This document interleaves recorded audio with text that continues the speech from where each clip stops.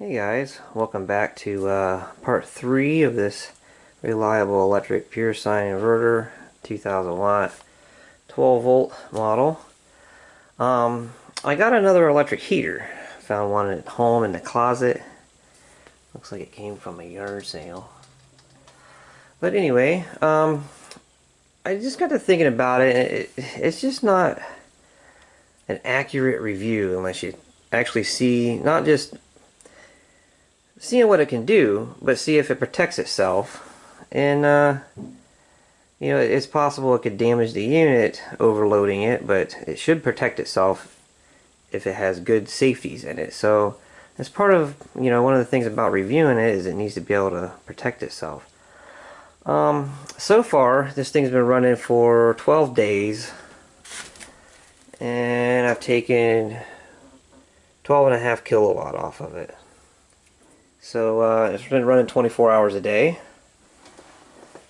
I could definitely tell that it's ballsier than, say, that 1500 watt down there, which it should be. I guess, I really can't compare this to that because I wouldn't be, fair for this thing or that thing, but, I can tell that it seems to be, it has more power. You can definitely tell it has more power. When I turn on receivers and things, it doesn't have as much flicker in the lights when turning on a heavy load as much as that one down there. It does have larger capacitors in it, between the boost stage and the output stage. So it should have better regulation as far as that goes. It seems to be able to hold, within, the 110 volt range on here, even with these cables that came with it. I would have to say there should be 3 runs. Right now there's 2 runs from it, with these, I'm thinking they're 8 gauge cables. Probably 3 runs would be fair, more, better for us so you don't have as much voltage drop. The 2 cables just not quite enough. Right now I actually added another set of cables. There's some 4 gauge homemade jumper cables going from here over to another battery. I can tell you one thing about with this setup is this thing is just basically torturing these 2 batteries right here to death, and not really taking a whole lot off the other ones, which is part of the reason why I got to end this review. I wanted to go for a couple of months using it, but I'm trashing my batteries right there. Those 2 batteries right there are just getting trashed, very heavily cycled. And normally with my normal setup here, I barely cycle these things. I mean, so I need to put this to an end. Plus I need to paint this car next in the garage bay over here. And I can't get enough power, continuous power, running off just these 2 batteries essentially. These batteries are hooked to the other batteries through a bus down here, but this right here also kind of proves part of my theory with, it's off topic, but having a whole bunch of batteries in a row and then drawing your power off of the end of the row of batteries, or even the middle, you're going to take more power off the 2 batteries in the middle of your whole row. Say you got like a 10-foot row of batteries, the closest ones are going to hit the hardest. And it's part of my reason of having a bus where all the batteries are wired individually to the bus. And I can tell you, I've tested my batteries voltage wise. The outer ones will read a tenth of a volt or so, greater than what the inside batteries here do, but because they're further away. I think if I was to do this whole setup again, I would put another row of batteries, but have them directly in front of these, so that way the cables are even shorter. But probably down the road, if I ever replace these batteries, I would just replace the 4 on each side of the inverter and not even have any outer ones. But anyways, we get on with this test. We're gonna run this thing up till it shuts off and see if I can. It's gonna be upside down. Not a whole lot I can do about that. But so we got 41 watts.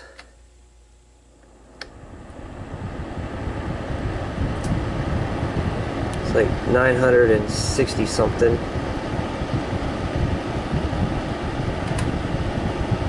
Grabbing another heater, 1400 and something.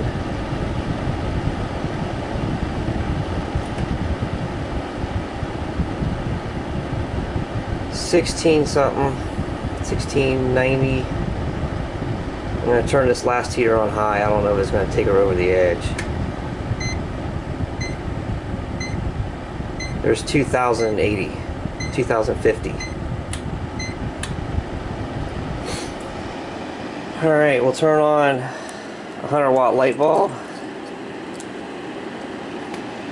I was kind of wondering if I go to low voltage condition before it would actually shut off, you know, due to too high of load.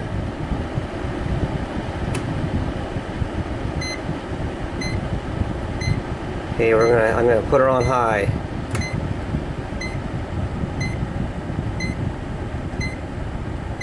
There's 2140 something. Oh man. I mean, I don't know what to do here. We got another 100 watts right here. This should take it to 22 something. Sorry about the glare. Okay, the one heater's on low, medium.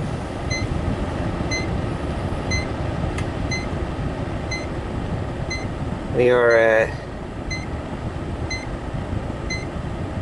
almost 22. I don't know what else to do here.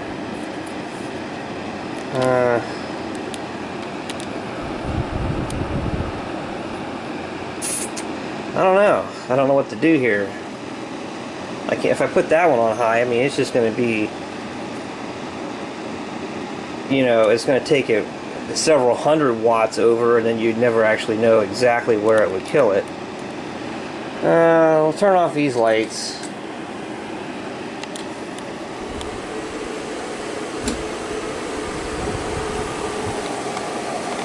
Alright.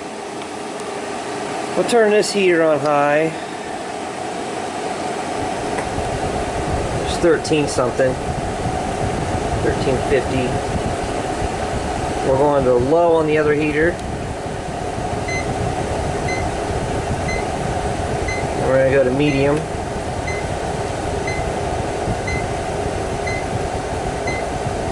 Now we're going to go to high. There, it shut off. It says it's overload condition.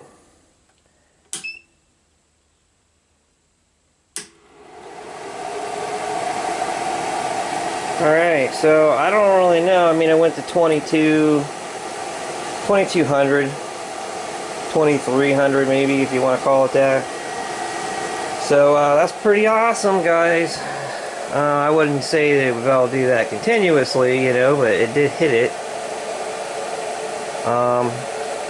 Also, I never really had a problem with that flashing light in the other video running.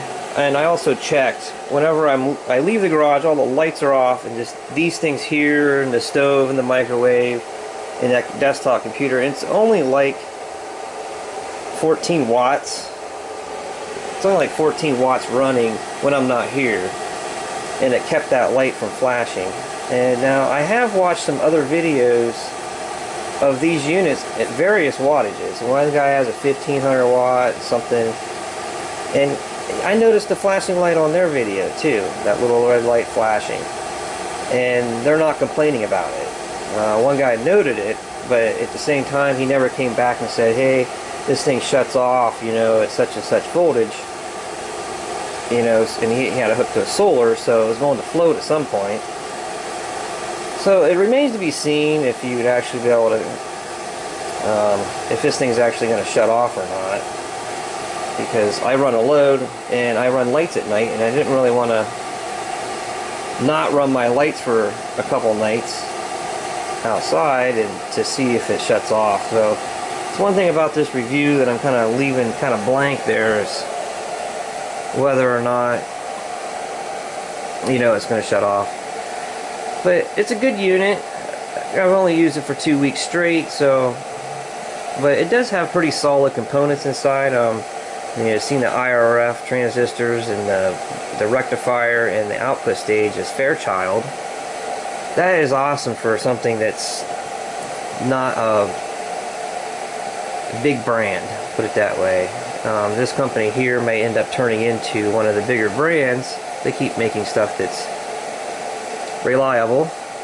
So, you know, it just remains to be seen with that. But somehow I've never tested either is I never tested using these. They do seem to be heavier wired than the receptacles. They run off the same thing, but it, you know, they do seem to be a little heavier wired. You know, just drawing 2200 watts off of, you know, the little I don't know, probably 14 gauges in there, maybe 16 gauge. You know, I don't know if you want to do that either. You might want to actually use those right there. But I guess that's about all I got for this review.